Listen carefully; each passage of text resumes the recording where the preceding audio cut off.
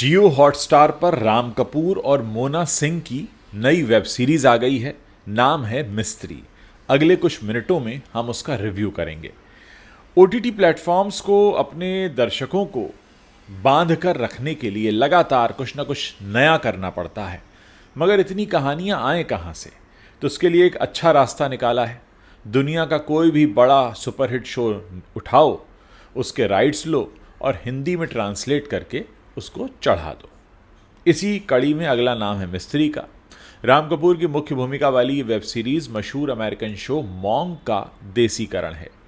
आप सोचिए ना, अगर कोई ऐसा जासूस है जो किसी से हाथ मिलाते ही तुरंत हाथ धोने लगे, किसी क्रिमिनल के घर का दरवाज़ा पुलिस वाले लात मार कर तोड़ें, तो उसे इस बात की चिंता होगी दरवाज़ा गंदा हो गया। ऐसे ही एक जासूस अरमान मिस्त्री की ये कहानी है जिसका टाइटल है मिस्त्री। एक ऐसा जासूस जिसे ओसीडी है, जो गंदगी देखते ही परेशान हो जाता है। ये सीरीज़ अमेरिकन शो मॉन्क का एडाप्टेशन है। जियो हॉटस्टार पर इस सीरीज़ के 8 एपिसोड आ गए हैं और हर एपिसोड करीब करीब आधे घंटे का है। कहानी इसकी शुरू होती है क्राइम विभाग से सस्पेंडेड एक ऐसे कमाल के जासूस अरमान मिस्त्री से, जो कि राम कपूर प्ले कर रहे हैं, जो केसेस को सुलझाने में उस्ताद है। वो उन सुरागों को बड़ी आसानी से पकड़ लेता है जो दूसरों की नज़र में नहीं आ पाते, लेकिन वो गंदगी थोड़ी सी भी बर्दाश्त नहीं कर पाता, किसी भी चीज़ को बेतरतीब नहीं देख पाता, क्योंकि उसे ओसीडी है, यानी ऑब्सेसिव कंपल्सिव डिसऑर्डर। ऐसे में उसकी एक असिस्टेंट है शरण्या, जो कि शिखा तलसानिया प्ले कर रही हैं। वो हर वक्त सैनिटाइज़र और टिश्यू लेकर उनकी मदद के लिए तैयार रहती हैं। दरअसल अरमान ने अपनी आंखों के सामने अपनी पत्नी सुष्मिता को बॉम्ब ब्लास्ट में उड़ते हुए देख लिया था और उसके बाद से वो ओसीडी का शिकार हो गया। इस वजह से लोगों के बीच उसका बर्ताव सामान्य नहीं रहता, लेकिन उनके तेज़ दिमाग के चलते क्राइम विभाग की इंचार्ज और अरमान की पुरानी कलीग एसीपी सहमत सिद्दीकी, जो कि मोना सिंह प्ले कर रही हैं, वो केसेस सुलझाने के लिए उसकी सेवाएं लेती रहती हैं। आधे घंटे के हर एपिसोड के दौरान अरमान एक ऐसा केस क्रैक करता है। इसमें एक नेता, एक ड्रग डीलर, एक गज़ल गायक और एक बिजनेसमैन से जुड़े केस सामने आते हैं। अर्श बोरा और ऋत्विक जोशी की लिखी और ऋषभ सेठ द्वारा निर्देशित ये सीरीज़ ठीक ठाक है, हल्का फुल्का टाइम पास है। मगर दिक्कत ये है कि जिस शो मॉन्क पर ये आधारित है वो 2002-2009 में आया था। तो ये वो दौर था जब देसी टीवी पर हम तहकीकात वगैरह देखा करते थे। इसके बाद हमारे दर्शक सीआईडी के इतने एपिसोड देख चुके हैं कि मिस्त्री के ज़्यादातर केसेस बहुत आसान से लगते हैं। सुष्मिता वाले केस में थोड़ी सी रुचि बनती है, फिर अरमान को होशियार दिखाने के चक्कर में सहमत सिद्दीकी जैसे ऑफिसर को थोड़ा बेवकूफ़ दिखाया जाता है, तो ये भी अटपटा लगता है कि मतलब कुछ चीज़ें ज़बरदस्ती की गई हैं।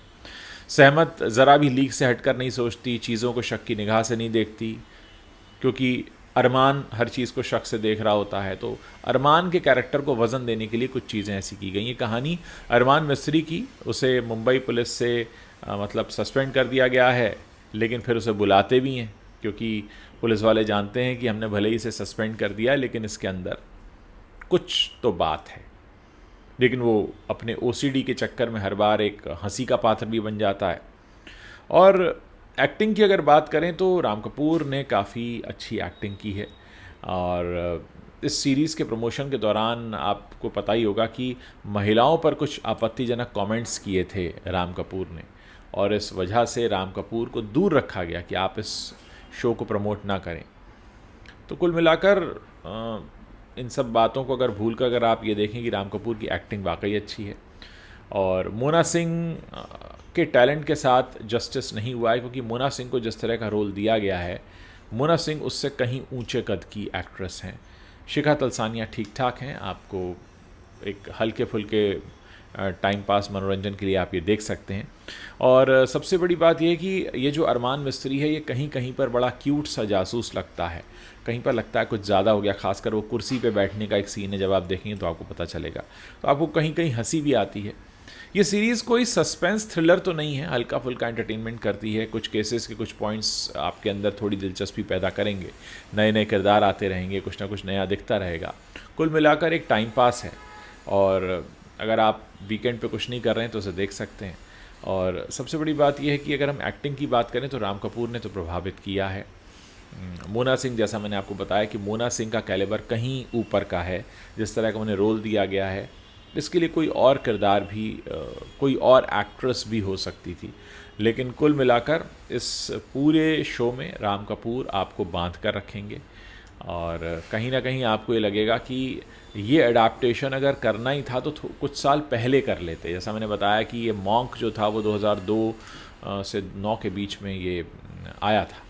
तो कुल मिलाकर अभी जो टाइम है वो काफ़ी आगे जा चुका है, इसलिए इसकी कुछ कहानियाँ जो हैं आपको लगेगा कि नहीं इसमें कुछ तो होना चाहिए था। ऋषभ सेठ इसके डायरेक्टर हैं, उनका काम ठीक ठाक है।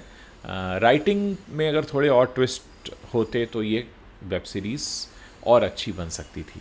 तो कुल मिलाकर अगर आप कुछ भी ना कर रहे हों तो आप राम कपूर की ये मिस्त्री देख सकते हैं।